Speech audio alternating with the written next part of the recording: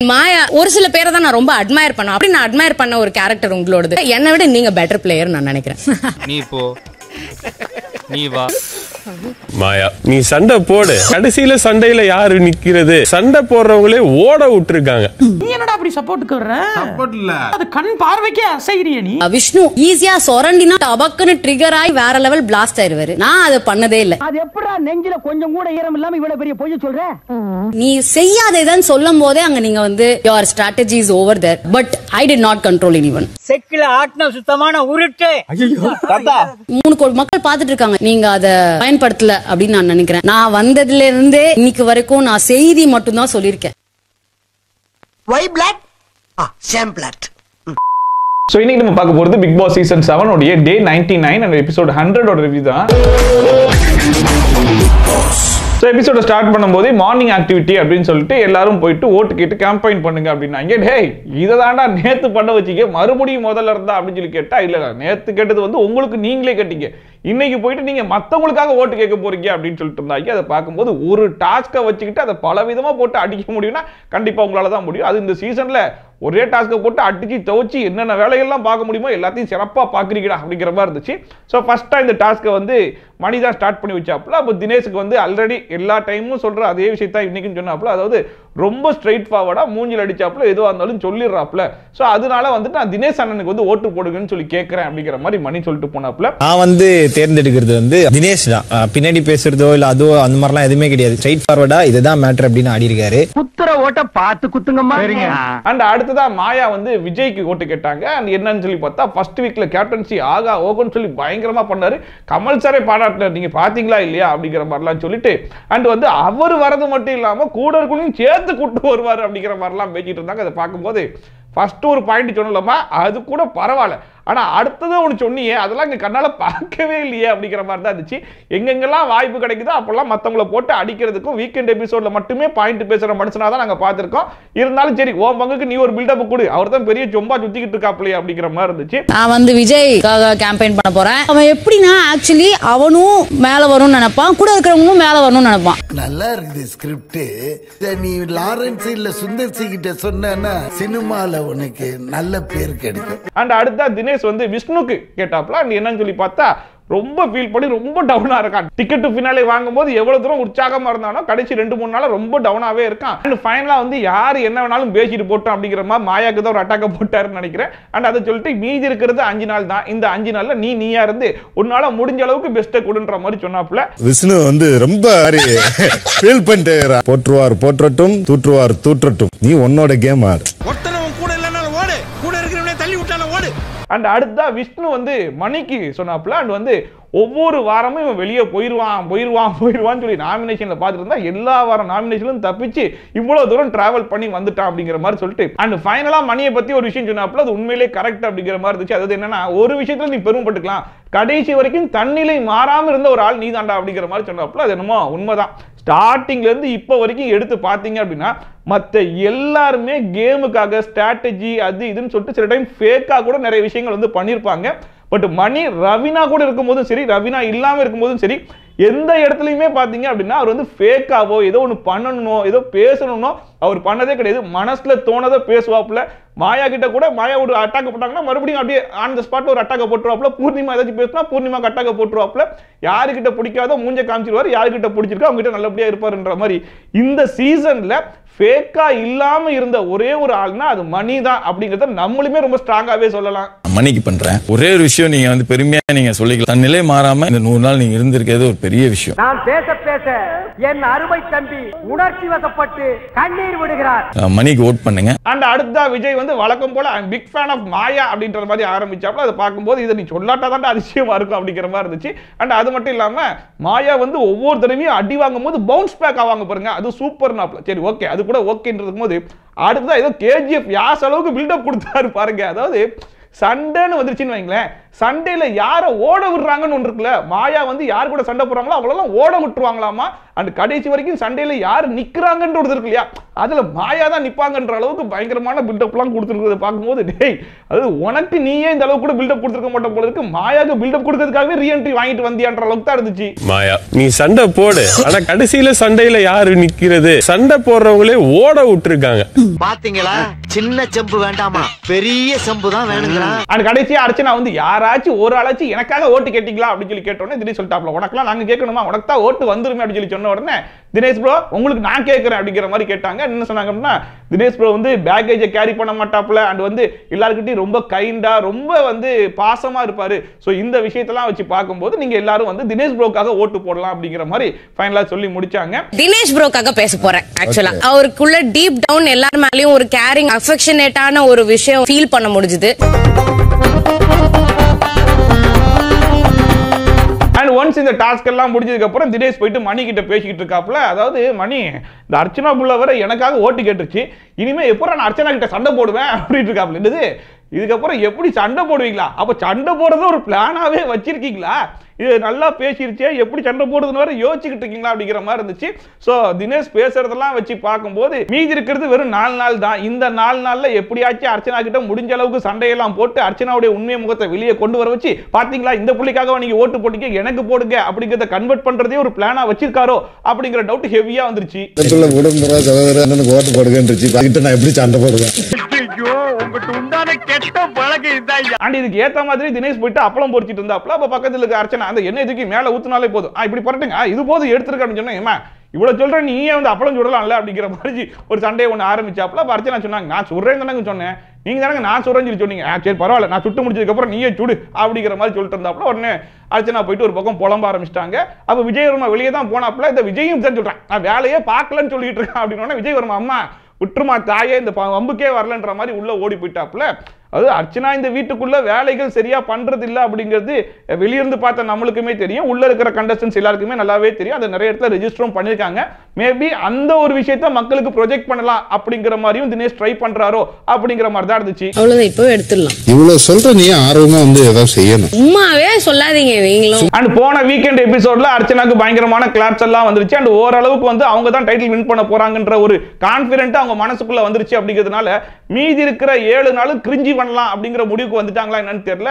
மாயாக்குள்ள போய் மண்டையை விட்டு படுத்து கிடந்தாங்க. அதுக்கப்புறமா எந்திரிச்சு கடந்து குழந்தைத்தனமா ஏதோ ஒன்று பண்றேன்ற மாதிரி ஃபைனல் வீக்கா இது எனக்கு போரிங்கா இருக்கு அப்படிங்கிற மாதிரி பயங்கரமான இரிட்டேட்டிங்லாம் பண்ணிட்டு இருந்தாங்க. நீ நார்மலா பேசினா கூட பரவாயில்லமா, இந்த குழந்தைத்தனமா ஒன்று பண்றேன்னு சொல்லி பண்றியா, அது வந்து பயங்கர கிரிஞ்சா இருக்கு. வெளியிருந்து பாக்குற ஆடியன்ஸுக்கும் பயங்கர இரிட்டேட்டிங்கா தான் இருக்கு. வெளியிருந்து பாக்குற எங்களுக்கே அப்படி இருக்குன்னா உள்ள இருக்கவங்க எவ்வளவு காண்டாவா, பல பேர் காண்டாயிட்டாங்க.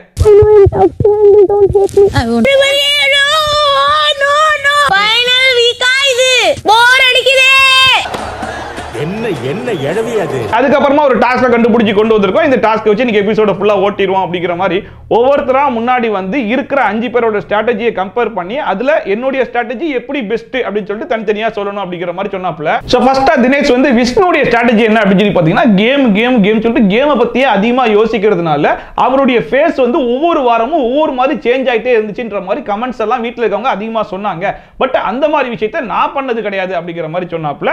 அண்ட் அடுத்தா வந்து மணியை பொறுத்த வரைக்கும் ஒரு ஷீல்டட் கேம்ல இருந்தாப்ல. அது சேஃப் கேம்னு சொன்னா சேஃப் கேம்னு சொல்ல முடியாது, பட் இருந்தாலும் என்கிட்ட வந்தா நான் பேசுவேன், இல்லாட்டா நான் பேச மாட்டேன் அப்படிங்கிற மாதிரி இருந்தாப்ல. பட் என்ன பொறுத்த வரைக்கும் ஏதாச்சும் ஒரு பிரச்சனை இருந்துச்சுன்னா நான் நேரா போயிட்டு கேட்பேன். ஸோ அதுதான் என்னுடைய ஸ்ட்ராட்டஜி அப்படிங்கிற மாதிரி சொன்னாப்ல. அண்ட் அடுத்தது அர்ச்சனாவை பொறுத்த வரைக்கும் தெளிவா பாயிண்ட்ஸ் பேசுவாங்க. அண்ட் அவங்களே வந்து எந்தெந்த இடத்துல ஹைலைட் பண்ண முடியுமோ அந்த இடத்துல வாலண்டரா போய் ஹைலைட் பண்ணிப்பாங்க அப்படிங்கிற மாதிரி சொன்னாப்ல. அதாவது ஒரு இன்சிடென்ட்டை வாலண்டரா கிரியேட் பண்ணி அந்த இடத்துல நம்ம என்ன பேசினா ஹைலைட் ஆகும் அப்படிங்கிறத பக்காவா தெரிஞ்சுக்கிட்டு அவங்க பண்றாங்க.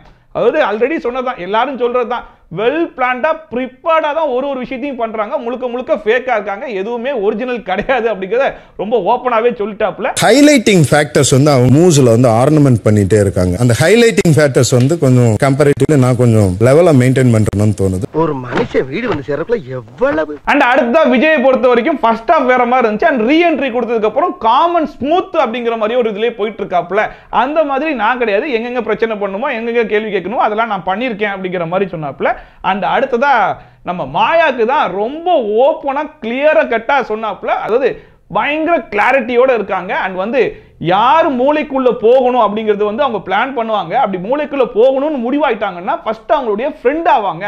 ஃப்ரெண்ட் ஆனதுக்கு அப்புறம் அந்த அன்பு பாசத்தெல்லாம் அள்ளி அப்படியே கொட்டி அப்படியே பசஞ்சு எடுத்து வாய்க்குள்ள ஊட்டி அவங்க கண்ட்ரோல்குள்ள கொண்டு வந்து அதை வந்து யூஸ் பண்ணிப்பாங்களா மாட்டாங்களான்னு எனக்கு தெரியாது. பட் இருந்தாலும் அந்த விஷயம் மாயாக்கு ஹெல்ப் ஆகிருது அப்படிங்கிற மாதிரி லைட்டா சுத்தி வளைச்சி வந்தாப்ல. பட் அவர் சொல்ல வர்றது என்ன அப்படின்னு சொல்லி பார்த்தா, யாரையாச்சும் டார்கெட் பண்ணி அடிக்கணும்னு முடிவு பண்ணிட்டாங்க அப்படின்னா ஃபர்ஸ்ட் அவங்களோட க்ளோஸ் ஆவாங்க. அண்ட் அதுக்கப்புறமா அவங்க கிட்ட பாசம் காட்டுவாங்க, அவங்க வலையில விழ வைப்பாங்க. அண்ட் அவங்கள வந்து யூஸ் பண்ணிட்டு தூக்கி வெளியே தூக்கி போட்டுருவாங்க. இப்படிதான் இவங்க கூட இருந்த எல்லாருமே வெளியே போயிட்டாங்க. இப்ப விஜய் வர்மா மட்டும்தான் இருக்காப்ல. அவர் இன்னும் 2 நாள்ல கிளம்பிடுவாப்ல. அண்ட் கூட இப்போதைக்கு பார்த்தா அர்ச்சனாவை சேர்த்திருக்காங்க. அர்ச்சனா மட்டும்தான் தப்பிச்சு ஓரமா நின்று பினாலில வந்து டைட்டில் வின் பண்ணிடுவாங்கன்ற மாதிரி போயிட்டு இருக்கு. பட் இப்ப அர்ச்சனாவே வந்து மாயா குளிக்கல லைட்டா உள்ள ஆரம்பிச்சிட்டாங்க. சோ அர்ச்சனாவையும் கீழே தள்ளி விட்டு கடத்துல மாயா டைட்டில் வின் பண்ணாலும் ஆச்சரியப்படுறதுக்கு இல்ல அப்படிங்கிற மாதிரி ரொம்ப ஓப்பனாவே தினேஷ் சொல்லிட்டாப்ல. மாயா காரு உங்களோட ஸ்ட்ராட்டஜி வந்து சொல்லணும்னா how to get into others brain. அதுக்கப்புறம் வந்து பாத்தீங்கன்னா இவங்க காட்டுற அன்பு இவங்க காட்டுற விஷயத்துல they will stay remain as friends. And அடுத்ததா மாயா வந்தாங்க. அண்ட் மாயா ஃபர்ஸ்ட் அவங்களுடைய ஸ்ட்ராட்டஜி என்ன அப்படின்னு சொல்லி சொன்னாங்க. அதாவது என்னுடைய ஸ்ட்ராட்டஜி வந்து என்டர்டைன்மெண்ட்னா அதுல பல விதம் இருக்கு. காசிப் பண்றது ஒரு என்டர்டைன்மெண்ட், பிரச்சனை பண்றது ஒரு என்டர்டைன்மெண்ட். ஸோ மக்களுக்கு எதெல்லாம் என்டர்டைன்மெண்டா இருக்குமோ அது எல்லாத்தையுமே நான் கொடுத்துருக்கேன். பட் நான் அதை வாலண்டரா கொடுக்கல அப்படிங்கிற மாதிரி சொன்னாங்க. ஏமா நீ வந்து சொல்லும் போதே தெரியுது இதெல்லாம் வந்து என்டர்டைன்மெண்ட் நீ யோசிச்சிருக்க அப்படின்னாலே மக்களுக்கு எது பிடிக்குதுன்றது நீ வாலண்டரா பிளான் பண்ணி தான் பண்ணிருக்க, ப்ரோமோல வரக்கும் தான் பண்ணிருக்க அப்படிங்கிற மாதிரி. ஸோ இது எல்லாத்தையுமே அவங்க பிளான் பண்ணி தான் பண்ணிருக்காங்கன்றது அவங்க வாயிலே வாக்குமூலமும் கொடுத்துட்டாங்க. என் ஸ்ட்ராட்டஜியே வந்து டிராமா தான். என்டர்டைன்மெண்ட்ங்கிறது வந்து சிரிக்க வைக்கிறதோ டான்ஸ் பண்றதோ கிடையாது. Conflict is entertainment, gossip is entertainment. நீங்க மைண்ட் வாய்ஸ் நினைச்சு சத்தமா பேசிட்டு இருக்கீங்க. அண்ட் ஃபர்ஸ்டா தினேஷ்ல இருந்து ஆரம்பிச்சாங்க. சோ தினேஷை பொறுத்த வரைக்கும் அதாவது அதுக்கு முன்னாடி வரைக்கும் நான் வந்து என்ன பண்ணுவேன் அப்படின்னா மத்தவங்களை பேச விட்டு அதுல ஒரு பாயிண்ட் எடுத்து நான் வந்து லாக் பண்ணுவேன். பட் தினேஷ் வந்ததுக்கு அப்புறம் பார்த்தா எனக்கு ஏத்த மாதிரி அவர் பயங்கரமான பாயிண்ட்ஸ்லாம் பேச ஆரம்பிச்சிட்டாரு. சோ நான் போட்டிக்கு வந்து நான் அதிக பாயிண்ட்ஸ்லாம் பேச ஆரம்பிச்சு எனக்கு அது ஒரு போட்டியாவே ஆயிடுச்சு. சோ என்ன பொறுத்த வரைக்கும் வந்து நான் லிசன் பண்ணுவேன் அப்படிங்கிற மாதிரிலாம் சொல்லிட்டு இருந்தாங்க. இது எந்த விதத்துல புரிஞ்சுக்கிறது அப்படிங்கிறதே தெரியலன்ற மாதிரி இருந்துச்சு. தினேஷை விட நான் ஏன் பெட்டர் அப்படின்னா அந்த அஜிடேஷனும் அந்த கோவம் அந்த ஆங்ஸைட்டி உங்களை விட நான் ஜாஸ்தி சொல்லணும் இது வந்துச்சு. So definitely I listen. காரணம் புதுசா தான் இருக்கு, ஆனா புரியலையே. அண்ட் அடுத்ததா விஷ்ணுக்கு வந்து சொன்னாங்க, விஷ்ணு வந்து லைட்டா ட்ரிகர் பண்ணி விட்டுட்டா போதும், பயங்கரமா கத்தி ஆர்ப்பாட்டம் பண்ணி நிறைய வார்த்தைகள்லாம் அள்ளி விட்டுருவாப்ல. பட் நான் அந்த மாதிரி கிடையாது. என்னதான் ட்ரிகர் பண்ணாலுமே அந்த மாதிரி வார்த்தைகள்லாம் விட மாட்டேன் அப்படிங்கிற மாதிரி வாயே கூசாம எப்படி இப்படி எல்லாம் பேச முடியுதுன்னு சத்தியமா தெரியல. இந்த கேப்டன்சி டாஸ்க்ல அவங்க எவ்வளவு பேசினாங்க, எவ்வளவு வார்த்தைகளை விட்டாங்கன்றதுலாம் நமக்கு தான் தெரியும். ஈவன் ஃபர்ஸ்ட் வீக்ல வந்து கூல் சுரேஷை கல்ல கொண்டு இருப்பேன்னு சொன்னதுல இருந்து பிரதீப் வந்து இந்த வீட்டுல இருந்தா எனக்கு சேஃப்டி இல்லைன்னு சொல்லி அதுக்கடுத்த வாரம் சொன்னதுல இருந்து இந்த பிரஸ் மேட்ரு அது இதுன்னு சொன்னா 2 அடிஷனல் சீட் வாங்கி எழுதி கொடுக்குறான்ற அளவுக்கு எல்லா வேலையும் பார்த்துட்டு இவங்க அதை பார்த்தது இல்லைன்னு சொல்லிட்டு வாய்க்கூசாம பேசிட்டு இருந்தாங்க. விஷ்ணு ஈஸியா சொரண்டினா டபக்குன்னு ட்ரிகர் ஆகி வேற லெவல் பிளாஸ்ட் ஆயிருவாரு. நான் அதை பண்ணதே இல்லை. அது எப்படா நெஞ்சில கொஞ்சம் கூட ஈரம் இல்லாம இவ்வளவு பெரிய பொய் சொல்ற? அண்ட் அடுத்ததா மணிக்கு வந்தாங்க. மணிக்கிட்ட இன்னும் பயங்கரமான காமெடி எல்லாம் பண்றேன் பாரு அப்படின்னு சொல்லிட்டு ரவினாவை நீங்க வந்து கண்ட்ரோல்ல வச்சிருந்தீங்க பாத்தீங்களா, அந்த மாதிரி நான் இந்த வீட்டுல ஒருத்தனை கண்ட்ரோல்ல வச்சிருப்பேனா அப்படின்னு சொல்லிடுறாங்க. ஒருத்தனை கண்ட்ரோல்ல வைக்கலாமா, மொத்த வீட்டையும் நீ தான் கண்ட்ரோல்ல வச்சிருந்தா யாரெல்லாம் கண்ட்ரோல் மீறி போனாங்களோ அவங்க எல்லாம் வாலண்டரா வலிச்சு போட்டு உன் கண்ட்ரோலுக்குள்ள கொண்டு வந்து வெளியே அமுச்சு விட்டேன். அதுல தப்பிச்ச 4 பேர் யாரு அப்படின்னு சொல்லி பார்த்தா விஷ்ணு, தினேஷ், மணி அண்ட் அர்ச்சனா, இவங்க 4 பேர் தான். அதுல இப்பயும் மாட்டிக்கிட்டு துடிச்சிட்டு இருக்குது இந்த விஜய் வர்மா பயப்புல. அவன் 2 நாள்ல கிளம்பிடுவான். நீ செய்யாதேதான் சொல்லும் போதே அங்க நீங்க வந்து your strategy is over there, but I did not control anyone. செக்கில ஆட்ன சுத்தமான உருட்டு. அண்ட் அடுத்த அர்ச்சனாவை பொறுத்த வரைக்கும் பயங்கரமா பேசுவாங்க, கேமராக்கு என்ன தேவையோ பேசுவாங்க, மக்கள் கிட்ட ரீச் ஆகிற மாதிரி பேசுவாங்களே தவிர்த்து ஏதாச்சும் யூஸ்ஃபுல்லா பேசுவாங்களா அப்படின்னு சொல்லி கேட்டா ஒண்ணுமே யூஸ்ஃபுல்லா பேச மாட்டாங்க. அவங்களே ப்ரொஜெக்ட் பண்ணிக்கிறதுக்கு மட்டும்தான் பேசுவாங்க. பட் என்ன பொறுத்த வரைக்கும் நான் பேசினது மட்டுமே நியூஸ், நான் சொன்னது எல்லாமே இன்ஃபர்மேஷன் அப்படின்னாங்க. எங்கம்மா அந்த மாதிரி எதுவுமே நாங்க ஒண்ணு கூட பார்க்கலையம்மா. ஃபெமினிசம் சொல்லிட்டு நீ நிறைய வேலைகளை பார்த்தியே, அது எல்லாத்தையுமே வெளியே இருக்கிற மக்கள்லாம் எடுத்துக்கிற மாதிரியா நீ பேசின? ஏதோ பண்ணக்கூடாது, ஒரு ஃபெமினிசம் எப்படி இருக்கக்கூடாது அப்படிங்கிறதுக்கு ஒரு பெஸ்ட் எக்ஸாம்பிளா தான் நீ பண்ணி காமிச்சிட்டு இருந்த. ஆனாலும் இவங்க பண்ணது எல்லாமே நியூஸ் ஆமா, இவங்க சொன்னது எல்லாமே இன்ஃபர்மேஷன்ற மாதிரி பேசிட்டு இருந்தாங்க. சரி ஓகே, 3 கோடி மக்கள் பார்த்துட்டு இருக்காங்க, நீங்க அதை பயன்படுத்தல அப்படின்னு நான் நினைக்கிறேன். நான் வந்ததுல இருந்தே நான் செய்தி மட்டும் தான் சொல்லியிருக்கேன். Y block same block. கடைசி ஆள் யாருமா அப்படின்னு சொல்லி கேட்டதுக்கு விஜய் வர்மா. இப்ப பேசுவாங்க பாருங்க, விஜய் வர்மாக்கு பயங்கரமான பாயிண்ட் பேசுவாங்கன்னு சொல்லி பார்க்கும்போது விஜய் வர்மா வந்து வெரி பேலன்ஸ்ட், எல்லாருக்கிட்டையும் ஒரே மாதிரி இருப்பார். அது எனக்கு சுட்டு போட்டாலும் வரவே வராது அப்படிங்கிற மாதிரிலாம் பேசிட்டு இருந்தாங்க. அது மற்றவங்களுக்குலாம் ஓரளவுக்கு அட்டாக்க போட்டியம்மா, விஜய் வர்மாக்கு ஏன் சொம்பு அண்டா வேலை செய்யுது. வெரி குட்டுமா, அவன் நம்ம செட்டு. அண்ட் அடுத்தா விஷ்ணு வந்துட்டு ஃபர்ஸ்டா தினேஷை பொறுத்த வரைக்கும் ஒரு பிரச்சனைக்கு ஃபுல் ஸ்டாப் அப்படின்னு சொல்லி வைக்காம அதை கேரி பண்ணி கொண்டு வந்துட்டே இருந்தார் அப்படிங்கிற மாதிரி சொன்னாப்ல. எனக்கு தெரிஞ்சு விசித்ரா மேம் பிரச்சனையே பேசி ஒரு ஃபுல் ஸ்டாப் வைக்காம அதை அப்படி கேரி பண்ணி கொண்டு வந்தீங்க. பட் என்ன பொறுத்தவரைக்கும் அப்படிலாம் கிடையாது, எந்த ஒரு பிரச்சனையா இருந்தாலும் அப்பவே பேசி ஃபுல் ஸ்டாப் வச்சிருவேன் அப்படிங்கிற மாதிரி சொன்னாப்ல. பட் அந்த மாதிரி வந்து இந்த பூர்ணிமா மாயா கிட்ட இந்த மனுஷன் ஒரு ஃபுல் ஸ்டாப்லாம் வைக்கல. அந்த பிரச்சனையை திடீர்னு மூடுவாப்ல, திடீர்னு தோண்டி அவரே எடுப்பாப்ல, அந்த மாதிரி வேலையெல்லாம் வந்து பார்த்திருக்காரு. தினேஷ் ப்ரோ ஒரு விஷயத்தை வந்து ஃபுல் ஸ்டாப் வைக்காம அப்படியே கண்டினியூ பண்ணிட்டு போனாரோ, அதுல வந்து உங்களோட சால்வ் பண்ணி டக்குன்னு போறேன். நீ சொல்றதெல்லாம் வாஸ்தவம் தான்டா. அண்ட் அடுத்தா மணிக்கு வந்து என்ன சொன்னார் அப்படின்னா, யாரு பிரச்சனைக்குமே அவர் போக மாட்டாரு, பட் எனக்கு அப்படி கிடையாது, நான் ஏதாச்சும் ஒரு பிரச்சனை நினைச்சுன்னா கேள்வி கேட்பேன் அப்படிங்கிற மாதிரி சொன்னாப்ல. நிறைய இடத்துல வந்து விஷ்ணு வந்து கேட்க வேண்டிய இடத்துல கேள்வி எல்லாம் கேட்டிருக்காப்ல, அதை நம்ம அக்செப்ட் பண்ணி தான் ஆகணும். பட் இருந்தாலும் மாயா இவரு கேட்பாராக்கும் அப்படின்னு சொல்லிட்டு அவங்க வாய்ஸ் சைட் ஸ்டாண்ட் போடுச்சு.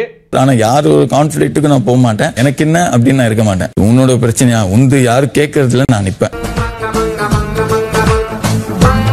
அடுத்ததா அர்ச்சனாக்கு தான் ஒரு பயங்கரமான அட்டாக் ஒன்று போட்டாப்ல. அதாவது ஃபர்ஸ்ட் வந்து அர்ச்சனா அழுதுகிட்டே இருக்காங்க, எல்லாரும் போட்டு அட்டாக் பண்றதெல்லாம் பார்க்கும்போது பாவம் பயப்புல இன்னோசென்ட்டா இருக்கே, தெரியாம வந்து மாட்டிக்கிச்சு போல இருக்கு, எல்லாருமா சேர்ந்து இப்படி பண்றாங்களே அப்படிங்கிற மாதிரி நினைச்சேன். அவங்களுக்கு கேம்லாம் புரியலையோ அப்படின்லாம் கூட யோசிச்சேன்.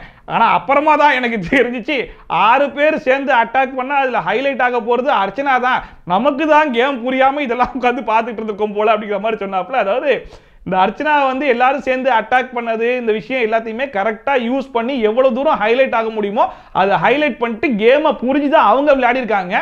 இது புரியாத தத்தியா நான் இருந்திருக்கேன் அப்படிங்கறத ரொம்ப ஓப்பனாவே சொல்லிட்டாப்ல. இந்த ஷோட இதுவே புரியலையோன்ற மாதிரி நான் நினைச்சேன். நீங்க புத்திசாலி தான், அது நீ பிரில்லியன்ட், எனக்கு லேட்டர் ஆன் புரிஞ்சிச்சு. பரவாயில்ல, இப்போது இதெல்லாம் தெரிஞ்சுக்கிறதுக்கு எனக்கு ஒரு சந்தர்ப்பம் கிடைச்சிச்சே. அண்ட் அடுத்த விஜய் பொறுத்த வரைக்கும் இந்த ஃபுல் ஸ்ட்ரென்த்தை கொடுத்து கேம் எல்லாம் விளையாடி இருக்காரா அப்படின்னு சொல்லி கேட்டா அப்படி விளையாட கிடையாது. பட் நான் வந்து ஃபுல் எஃபோர்ட்டை போட்டு கேமை விளையாடி இருக்கேன் அப்படிங்கிற மாதிரி சொன்னாப்ல. அண்ட் ஃபைனலா மாயாக்கு வந்து மைண்ட் கேம் கிட்டத்தட்ட தினேஷ் சொன்னார் இல்லையா, அதே பாயிண்ட் இவர் கொஞ்சம் மாடிஃபை பண்ணி சொன்னாப்ல. அவங்கள பொறுத்த வரைக்கும் 2 அட்டாக் வைப்பாங்க, ஒன்னு சாஃப்ட் டார்கெட், ஒன்னு ஹார்ட் டார்கெட். சாஃப்ட் டார்கெட் போறது நேரா போயிட்டு ஈஸியா அடிச்சு நவுத்திட்டு போயிட்டே இருப்பாங்க. பட் ஹார்ட் டார்கெட்டுக்கு வந்து சரி பார்ப்போம், ட்ரை பண்ணி பார்ப்போம், வேலைக்கு ஆகலையா, சரி ஓகே இவங்களுக்கு வேற ட்ரீட்மெண்ட் வச்சுக்கலாம் அப்படிங்கிற மாதிரி அப்புறமா வச்சுக்கலான்ற மாதிரி யோசிப்பாங்க. அண்ட் அது மட்டும் இல்லாம எமோஷனோட பிளே பண்ணுவாங்க அப்படிங்கிற மாதிரி சொன்ன உடனே மாயா நான் எமோஷனோட, நீ பூர்ணிமா எமோஷனோட விளையாடுனதெல்லாம் எனக்கு தெரியாதடா அப்படிங்கிற மாதிரி நக்கலா ஒரு சிரிப்பு ஒன்று சிரிச்சாங்க. உங்களோட எமோஷன்ஸ்ல நான் போய் ப்ளே பண்ணவே கிடையாது. ஏன்னா பிகாஸ் எனக்கு தெரியும் அந்த ஒரு ப்ளே பண்றீங்க, இந்த கியூட்னஸ் கூட. அண்ட் அடுத்த விஜய் வந்து இப்ப எல்லாருக்கும் புட்டு வைக்கிறேன் பாருங்க அப்படின்னு சொல்லிட்டு தினேஷ்ல இருந்து ஆரம்பிச்சாப்ல. தினேஷை பொறுத்த வரைக்கும் ஒரு பேக்கேஜை கேரி பண்ணல, நிறைய பேர் நம்பிக்கிட்டு இருக்கீங்க, அந்த மாதிரி நம்ப வச்சிருக்காப்ல. பட் அந்த மனுஷன் பேக்கேஜை கேரி பண்ணுவாரு, தேவைப்படுற இடத்துல பாயிண்ட் எடுத்து பேசுவாப்ல, அது வந்து பழைய பாயிண்டா இருக்கும் அப்படிங்கிற மாதிரி சொன்னாப்ல. பட் நான் அந்த மாதிரி மற்றவங்களை நம்ப வச்சு ஏமாத்தணும்லாம் கிடையாது, நான் பாயிண்ட் பேசுற இடத்துல பேசுவேன் அப்படிங்கிற மாதிரி சொன்னாப்ல. அது ரொம்ப கரெக்டான விஷயமா தான் இருந்துச்சு. ஏன்னா தினேஷ் வந்து பேக்கேஜை கேரி பண்ணிட்டு தான் இருக்காரு. பட் எதனால வந்து அவர் கேரி பண்ணலன்னு மற்றவங்க சொல்றாங்க அப்படிங்கிறது நமக்கே ஒரு யோசனையா தான் இருந்துச்சு. இந்த இடத்துல அது விஜய் கரெக்டா சொல்லிட்டாப்ல. இங்க இப்ப நான் தினேஷ் எடுத்துக்கலாம், அவரு பேக்கேஜ் கேரி பண்ற ஒரு பர்சன். அந்த அடுத்த மணி கிட்ட போயிட்டு மணியை பொறுத்த வரைக்கும் டான்சர் கொரியோகிராஃபி இதுதான் அவருடைய லைஃப்னு சொல்லி சொல்றான். பட் இந்த ஷோல அவன் ஒரு கொரியோகிராஃபி பண்ணி கூட நான் பார்த்ததே கிடையாது அப்படிங்கிற மாதிரி சொன்னாப்ல. அதாவது டாஸ்க்கை விட்டுருங்க, டாஸ்க் எல்லாம் பிக் பாஸே கொடுக்குறாப்ல, அதனால பண்றான். சரி டாஸ்க்கை தவிர்த்து அவன் ஒண்ணுமே பண்ணலையே அப்படிங்கிற மாதிரி சொல்லிட்டு இருந்தாப்ல. ஆமா சார் பயங்கரமா பண்ணிட்டீங்கல்ல, ஏதோ இப்ப கடைசியா ஒரு சாங் போட்டு ஒரு பாட்டு ஒன்று ஆடினீங்க, அது ஒன்று தான் நாங்க பார்த்தோம். பட் மணி எத்தனை இடத்துல எத்தனை விஷயங்களை பண்ணியிருக்காருன்றதை நாங்களே பார்த்துருக்கோம். ஒரு வாட்டி ஏதோ கட் பண்ணி விட்டாருன்னு நினைக்கிறேன், கேஸை கட் பண்ணி விட்டாங்க அப்படின்றதுனால ப்ளீஸ் சார் அப்படின்ற சாங்க்கு ஒரு கொரியோகிராஃபி பண்ணியிருப்பாங்க. அண்ட் வந்து நிறைய சாங் வந்து இந்த பிக் பாஸ் வீட்டுக்குள்ளேயே கிரியேட் பண்ணும்போது கூட அதுக்கு மணி தான் கொரியோகிராஃபி பண்ணியிருக்காங்க. நிறைய விஷயங்கள் அவர் பண்ணி நம்ம பார்த்துருக்கோம். பட் இருந்தாலும் அது விஜய் வர்மா பார்க்கவே இல்லையாமா. ஸோ அது வந்து நான் பண்ணியிருக்கேன் நீ பண்ணல அப்படிங்கிற மாதிரி டான்ஸ்ல வந்து அட்டாக் பண்ணிட்டு இருந்தாப்ல. Mani bro wants to become a choreographer. நான் ஒரு கொரியோகிராஃபி பண்ணி பார்த்தது இல்ல. மணி ப்ரோவோட அதிகமான டான்ஸ் விஷயங்கள் நான் பண்ணியிருக்கேன்னு எனக்கு மனசால தெரியும். எப்படி சார் நீங்க வாங்க வாங்க, ஏன் பயப்படுறீங்க, வாங்க, நான் அடிக்கல மாட்டேன் வாங்க. அண்ட் அடுத்த அர்ச்சனாக்கு வந்து நானே ஒரு விஷயத்தை கிரியேட் பண்ணுவேன், அதுக்கு நானே ஒரு ஆன்சரும் சொல்லுவேன் அப்படிங்கிற மாதிரி அர்ச்சனா பண்ணது எல்லாமே வெல் ஸ்கிரிப்டட் தான். ஒரு விஷயத்தை அவங்களே உருவாக்கி அதுல வந்து அவங்க ஹைலைட் ஆகணும் அப்படிங்கிறதுக்காக அவங்க வாலண்டரா கிரியேட் பண்ணக்கூடிய ஒரு சீன் தான். ஒரு 6 பேரை வந்து ஒரு ஆள் அட்டாக் பண்ணிட்டு இருக்காங்க அப்படின்னா அப்படி கிராஸ் பண்ணி போறவங்க என்னப்பா இது 6 பேர் சேர்ந்து ஒரு ஆள் அட்டாக் பண்ணிட்டு இருக்காங்க தான் யோசிப்பாங்களே தவிர்த்து யாரு மேல சரி யாரு மேல தப்புன்னு யோசிக்க மாட்டாங்க. இந்த விஷயத்தெல்லாம் அவங்க கிளியரா யோசிச்சு அதை யூஸ் பண்ணிக்கிட்டாங்க அப்படிங்கிற மாதிரி ரொம்ப தெளிவா வந்து சொன்னாப்புல. சோ அர்ச்சனா பொறுத்த வரைக்கும் இந்த ஷோல ஃபுல் அண்ட் ஃபுல் ஃபேக், அவங்க இருந்தது ஃபுல் அண்ட் ஃபுல் ஸ்கிரிப்டட் அப்படிங்கிற மாதிரி சொல்லிட்டாப்புல. அர்ச்சனா எப்படின்னா நானே ஒன்னு கிரியேட் பண்ணுவேன், நானே அதுக்கு ஆன்சரை கண்டுபிடிப்பேன். பட் உண்மையிலேயே பாசிட்டிவோ நெகட்டிவோ மனசுல பட்டதை ரொம்ப ஓப்பனாவே ஸ்ட்ரைட் ஃபார்வர்டா இவ்வளவு அழகா பேசுறாருப்பா விஜய் வர்மா. இதை உண்மையிலேயே அப்ரிஷியேட் பண்ணி தான் ஆகணும். பட் இதுக்கப்புறமா மாயான்னு ஒருத்தங்க வர போறாங்க, அவங்க கிட்டயும் இதே மாதிரி பேசுறாங்களான்னு நம்ம பொறுத்திருந்து பார்த்துட்டு அப்புறமா கையை தட்டலான்னு சொல்லிட்டு நானும் வெயிட் பண்ணிட்டு இருந்தேன். ஆனா அவர் என்ன பண்ணார் அப்படின்னா மாயாக்குடைய பெஸ்ட் இதுவே வந்து மைண்ட் கேம். அந்த மைண்ட் கேம்ன்ற விஷயத்துல நான் மாட்டிடக்கூடாது அப்படிங்கிறதுனால அந்த மைண்ட் கேம் என்கிட்ட வரும்போது அப்படி பிளாக் பண்ணிடுவேன். என் மைண்டை ரீட் பண்ணாது அப்படின்னு சொல்லிட்டு நான் பிளாக் பண்ணியே வச்சிருப்பேன். அதுல இருந்து நான் தப்பிச்சிட்டேன். என் மைண்டை ரீட் பண்ணாம விட்டதான் என்னுடைய ஸ்ட்ராட்டஜி அப்படின்னு சொல்லிட்டு இருந்தாப்புல. ஏயா மற்றவங்களுக்குலாம் அதை பண்ண இதை பண்ண மூஞ்சில் அடிச்சாப்புல அவ்வளோ ஸ்ட்ரைட் ஃபார்வர்டா சொல்லிட்டு மாயா இந்த சீசன்ல என்ன விஷயத்த பண்ணாங்களோ அதை தினேஷ் ஒழுங்கா சொன்னார்ல, அதையே ஒன்னால சொல்ல முடியல. ஏன்னா நீ கூடவே இருந்து இப்பயும் சொம்ப தூக்கிக்கிட்டு அண்டாவை தூக்கிட்டு தான் சுத்திட்டு இருக்க.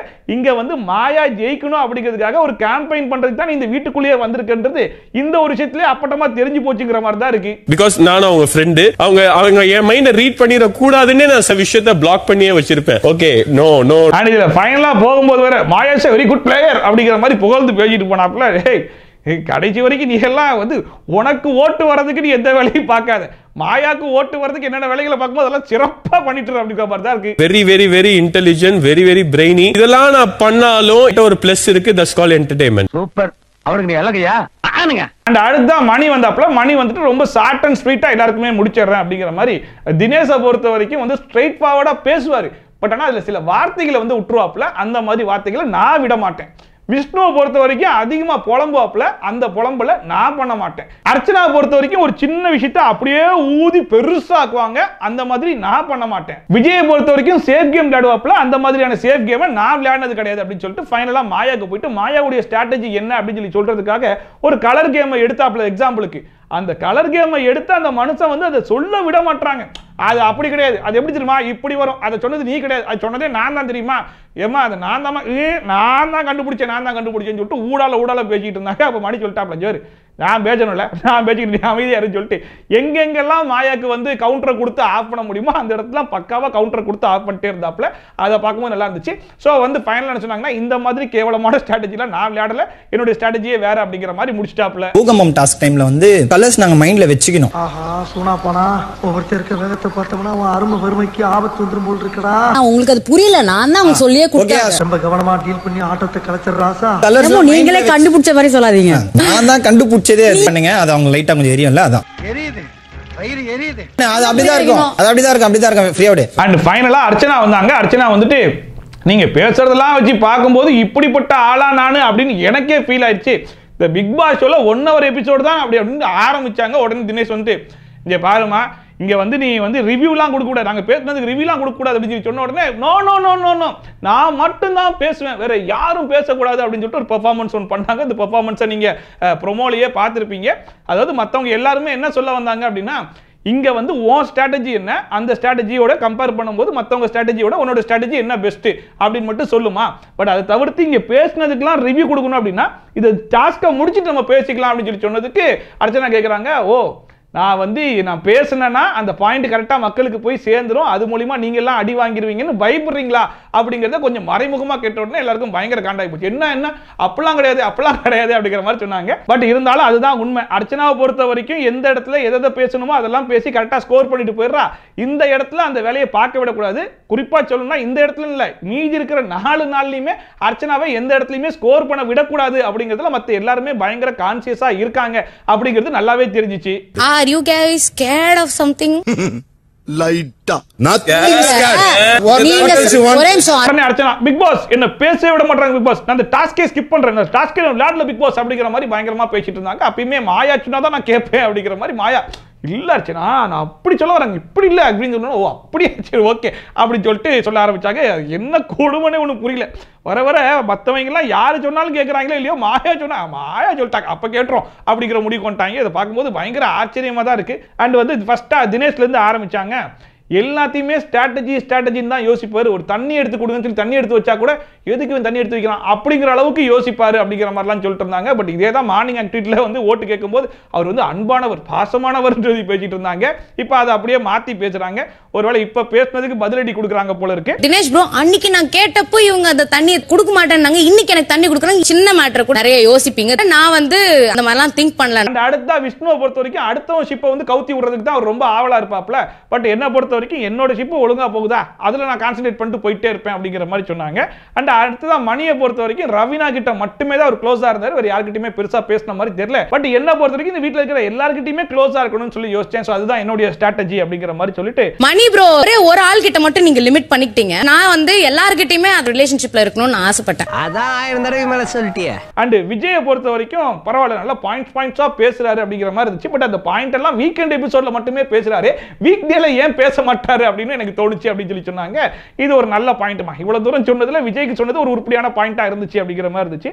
அண்ட் ஃபைனலா மாயாக்கு என்ன சொல்ல போறாங்கன்னு சொல்லிட்டு ரொம்ப ஆவலா காத்துக்கிட்டு இருக்கும்போது என்னை விட பெட்டர் பிளேயர் மாயா. அவங்கள பார்க்கும்போது நானே வந்து ஆடி போயிட்டேன், அசந்து போயிட்டேன். ஸோ எல்லாரும் மாயாக்கு ஓட்டு போடுகின்ற அளவுக்குலாம் போகுதுன்னு சொல்லிட்டு போயிட்டாங்க. அதை பார்க்கும்போது என்னடா நடக்குது இங்கே, என்ன நடக்குது? இதுக்கு முன்னாடி அர்ச்சனாவே வந்து இதனால தான் மாயாக்கு வெளியே சூனியக்காரிலாம் பேர் வச்சிருக்காங்களோன்னு பேசின அர்ச்சனா இப்போ எப்படி மாட்டாங்க பாருங்க. ஸோ மாயாவுடைய வலைக்குள்ள சிக்கிட்டாங்க அப்படின்னா அவ்வளவு தூரம் வசியம் பண்ணி மாயாவை பத்தி எதுவுமே தப்பா பேசாத அளவுக்கு எல்லாரையுமே ஒரு விக்ரமா மாத்தி விட்டுறாங்க. இப்ப அர்ச்சனாவே ஒரு விக்ரமா மாறி சுத்திட்டு இருக்கிறத பார்க்கும்போது உண்மையிலேயே இந்த நோக்கு வரும்னா இன்னும் அழியிலையோ, மாயா இன்னுமே ஒரு நடமாடும் டோங்கிலியா தான் வாழ்ந்துகிட்டு இருக்காங்களோன்ற அளவுக்கு சந்தேகம் வருது. அண்ட் மாயா ஒரு சில பேரை தான் நான் ரொம்ப அட்மயர் பண்ணேன். அப்படி நான் அட்மயர் பண்ண ஒரு கேரக்டர் உங்களோடது. என்னை விட நீங்க பெட்டர் பிளேயர் நான் நினைக்கிறேன்.